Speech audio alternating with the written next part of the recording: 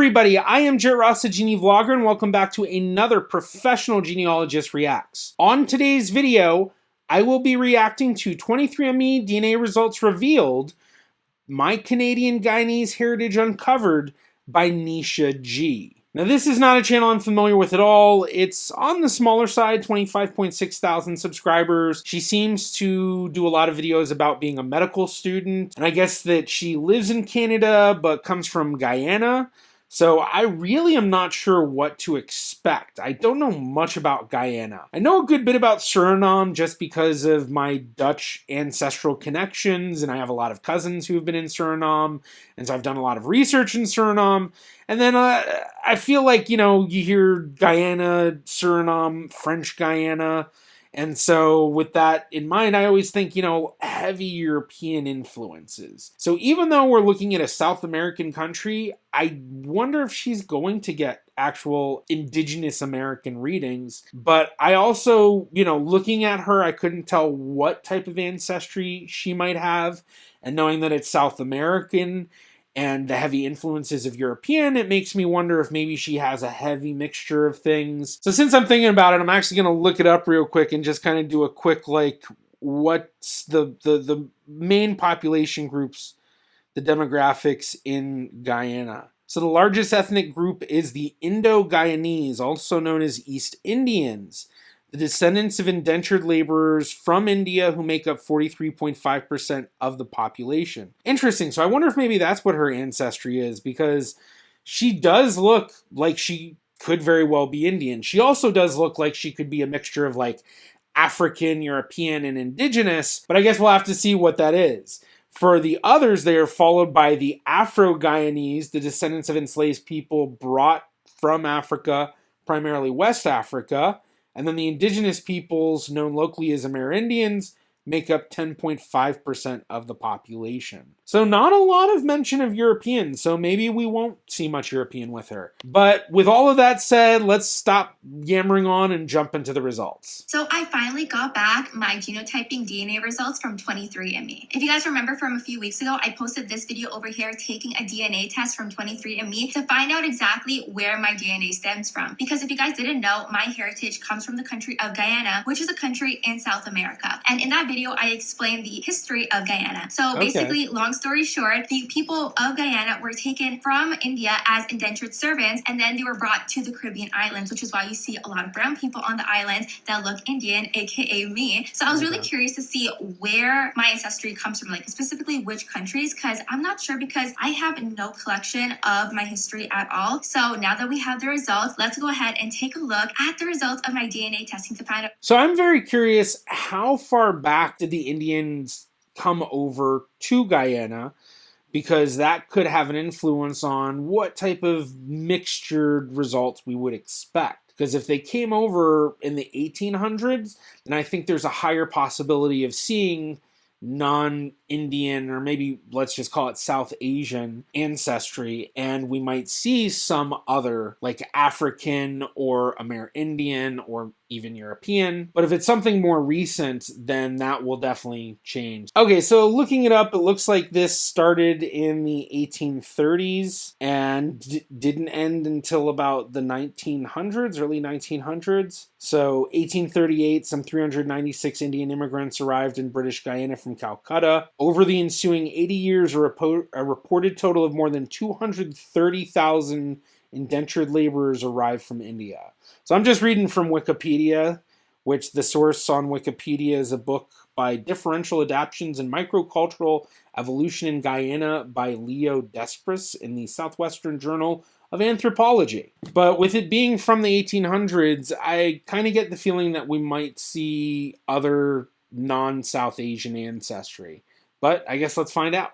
Exactly where my DNA comes from. So what you're looking at here is my ancestry composition, and this has all the results to what my DNA is made out of. So as you can see from this report, there are two continents that are highlighted, South Asia and also South America as well. And it is so cool why these two continents are highlighted. I can already tell you why they're highlighted. The Asian results are highlighted because of the DNA. So they read her DNA and they were able to tell, okay, this is South Asian. And I guess it's also getting a bit more Central Asian, maybe not even Western, but kind of getting in there, I guess. But for the South American, I'm guessing that that was able to be read because of the fact that she comes from the specific population group of people that went to South America. And I don't know what 23andMe calls it. I think they might call it the ancestral groups or genetic groups or something like that. But basically what they do is instead of looking at the DNA and looking at trying to figure out a percentage of things, what they do is they look at the DNA matches. And they see out of all of these DNA matches and the information they've input into the 23andMe system, which that information is where's your paternal grandmother, paternal grandfather, maternal grandmother, and maternal grandfather, where are they all from, and then where other areas that your family's from. And so they look at that data and then they're able to tell, oh wow, we see a lot of these people that are getting these Indian results, these South Asian results, but they're also in South America.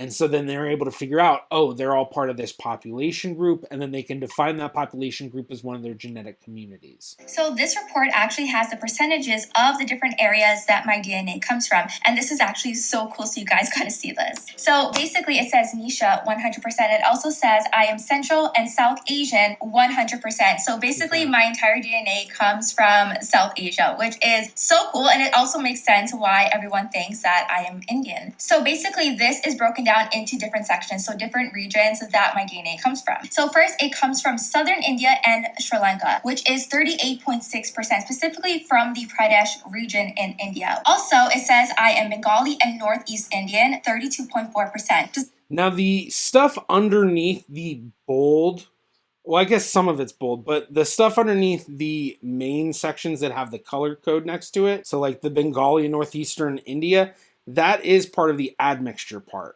But then underneath it, where it says like Indian Northeastern regions, that's the communities part. So that's where they're looking at DNA matches and saying, okay, these DNA matches, a lot of them are Indian Northeastern regions. And then same thing for the Southern Indian Sri Lankan, that Andhra Pradesh area. Well, a lot of those, the DNA matches in her profile likely are putting that, and that's why they're able to say, oh, your family's connected to that. So when you see those, it's not always going to mean that you descend from those population groups. It just means that you have a strong genetic tie. So a great example of that is, let's say you come from like England. Well, when you look at the England lists, you'll always see London in there because London is such a central part of England that even if you live up in the north or something, and the majority of your family is in the north, you still have tons and tons of cousins where they have connections to London through various different ways. And so it's always going to kind of be in that list of London connected. So whenever you see these lists, and especially you'll see like multiple areas listed, if you notice an area that's a very highly populated area that you'd expect a lot of your DNA matches to have connections to, you might be able to write it off a little bit if you don't know of any ancestry of your own that connects to that. So for like my own family, I don't have any ancestors that ever actually really lived in New York City. I guess I had some that kind of lived in the area around it, but very briefly for parts of their lives, where most of the family was like Connecticut and Philly and Boston. And so, you know, even though I don't have that tie to New York in my ancestry, every single side of my family, there's all these ties to New York. And so same sort of thing like that. So hopefully that makes sense. Specifically from India, the northeastern regions, and Dhaka division from Bangladesh. So my DNA also stems from northern Indian and Pakistan, 25.8%. Specifically from the Gujarat, India, northern region, and Punjab, Pakistan. And notice how it says plus 6 regions underneath there. So there's more regions underneath, more that they describe. So it's not just those two.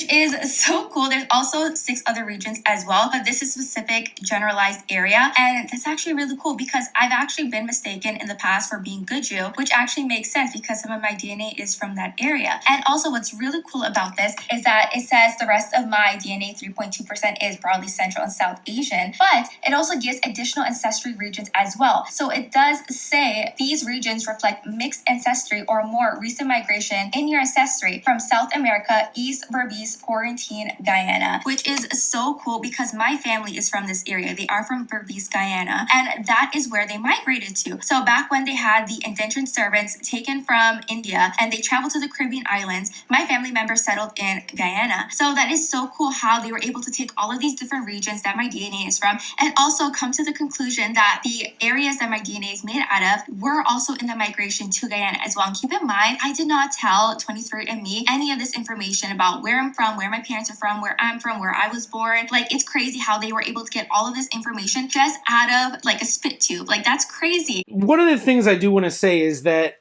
it's not just her spit that takes that. It's thousands of people doing these DNA tests that requires you to be able to do that. So for her to be able to get these results, especially that last result, it's the DNA matches. So you have to have that large database of people. Whereas the others, the percentages, those are from population studies. So in reality, it's looking at present day populations of people. So it's not really saying your ancestors are coming from here. It's saying that your DNA correlates to these present day populations, which then indicates that you likely have ancestry from those areas, because if you have shared DNA with people from those areas, then more than likely that's where your DNA is going to be coming from. But not always, because obviously she'll have a lot of DNA matches with people living in South America because she comes from that population. But her DNA percentages, that's going to correlate to what they're defining as the South Asian results, the South Asian population group. So they find a bunch of people to test in a study, and all these people say, yes, my known ancestry is South Asian.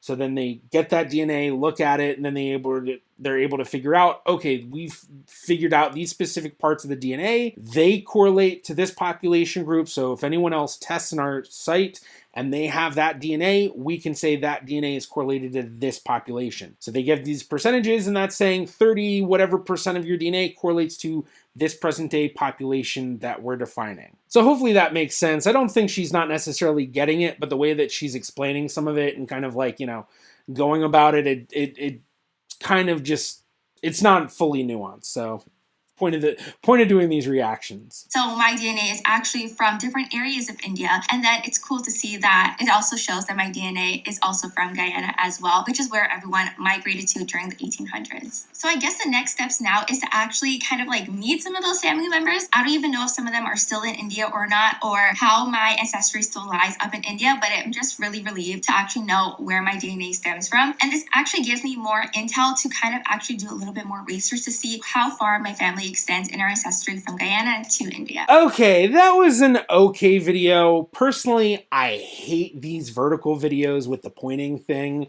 Like, I know that's huge on TikTok and all of that. I hate that stuff. I think it's so, I don't know, whatever. Doesn't really matter. In terms of the video content, I think it's a very interesting ancestry to look at, especially being a migration that I imagine a lot of people don't know about, because I certainly know very little about, Guyana and French Guyana. I know a bit about Suriname just because of my family connections, but even then, I really didn't know anything about this Indian migration to South America, to Guyana. But I think this video also is a great example of why you don't always necessarily need to know a specific ancestral group to be able to kind of analyze the results, even though learning more about it is going to help you analyze it. Just being able to kind of break things down of, well, what's the science going on behind it can help in understanding what do the results actually mean. So, with the percentages, it doesn't mean that she has that percentage of her ancestry coming from that specific area. It just means that percentage of the DNA that she has tested with this company was correlated to that population group of present day people that were defined by the company as whatever it was. And then I think the other thing to say is that with the parts that she was most impressed by, especially that part looking at the South American connection, that really comes down to the most powerful part of these DNA tests, and that's the DNA matches, which towards the end there, I was very happy to hear her saying, she wants to connect with cousins and stuff like that. And she can do that. Look at her DNA matches and send them messages and try to connect. I don't know what type of family tree building you'd be able to do with Guyanese Indian family. I don't know what the records are like, but if the families were coming over in the early 1800s, and I guess up into the late 1900s, or not late 1900s, but early 1900s, then maybe there are some documentation that she could actually do to find how she's related to some of these DNA matches, if they're like third and fourth cousins. And if you enjoyed this video and you'd like to see more reactions just like it, be sure to check out this reaction of mine right here. Thank you to my Patreon patrons and YouTube members.